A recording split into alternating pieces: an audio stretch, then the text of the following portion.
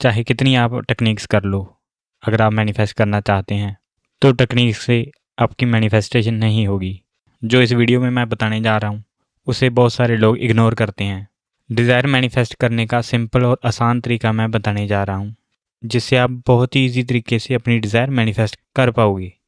Desire की दो side होती हैं, या आप ऐसे समझ सकते हैं एक सब्जेक्ट के दो साइड होते हैं, एक नेगेटिव साइड और एक पॉजिटिव साइड।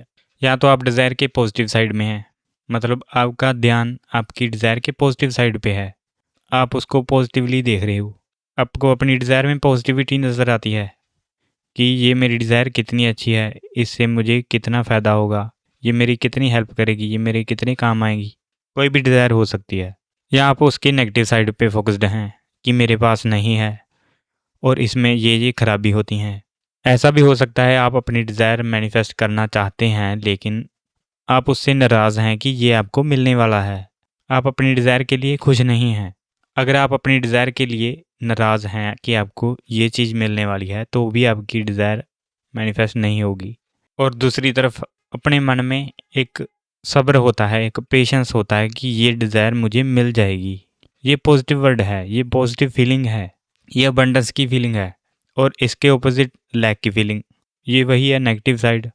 अगर आप अबंडेंस की साइड पे हैं तो आप पॉजिटिव साइड में हैं, अगर आप लैक की साइड में हैं तो आप नेगेटिव साइड पे हैं।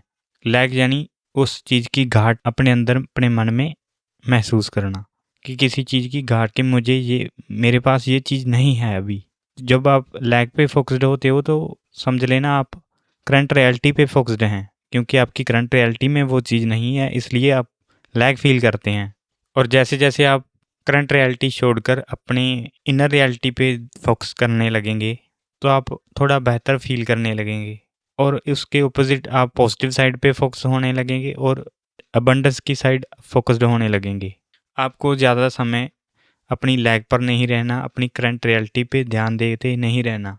अपनी करंट रियलिटी पे जो हो रहा है आपको उसे नहीं देखना, आप वो देखना स्टार्ट करें जो आप देखना चाहते हैं एक्चुअली में।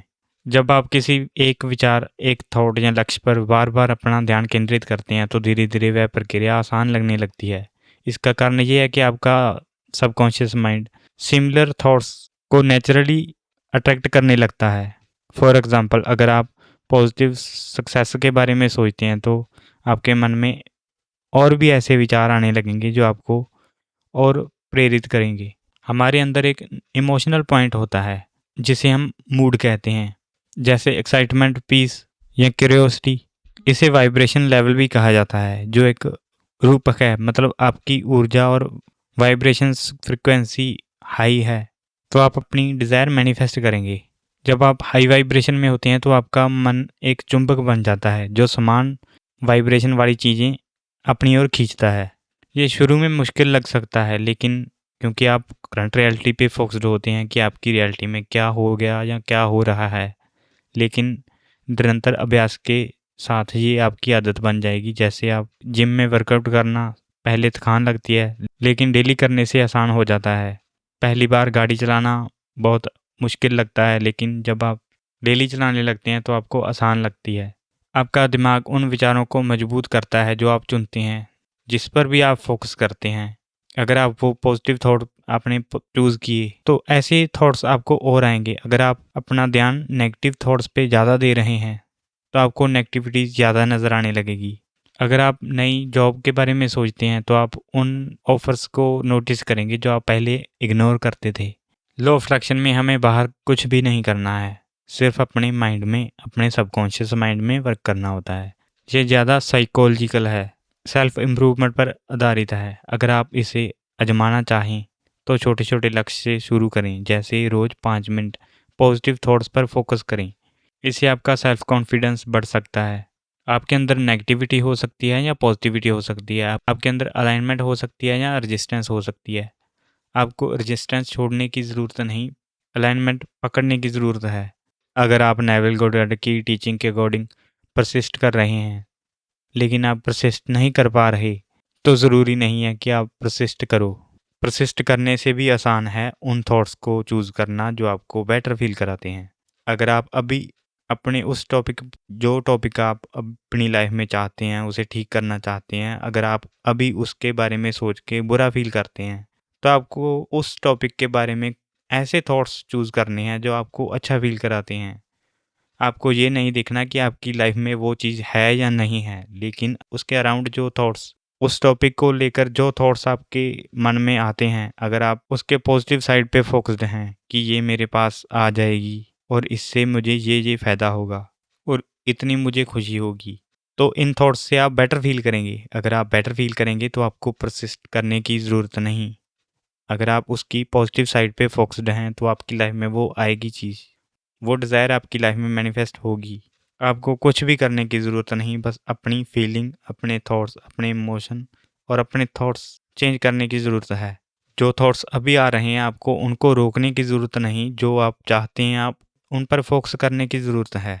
अब आप इस बात को समझो, अगर आप बेटर फील नहीं कर पा रहे और आप चाहते हैं कि आप बेटर फील करें, आपको बेटर थॉट्स आएँ, लेकिन आप पुराने थॉट्स में अटके हुए हैं, वही थॉट्स बार-बार आते हैं, हर रोज़ आते हैं। तो इससे निकलने के लिए आप कोई प्रोसेस चूज़ कर सकते हैं। वो प्रोसेस मैनिफेस्ट नहीं करेगा, आपकी वाइब्रेशन चेंज करेगा, आपके थॉट्स चेंज करेगा, आपकी फीलिंग चेंज करेगा। वो प्रोसेस कोई भी हो सकता है, ग्रैटिट्यूड हो सकता है।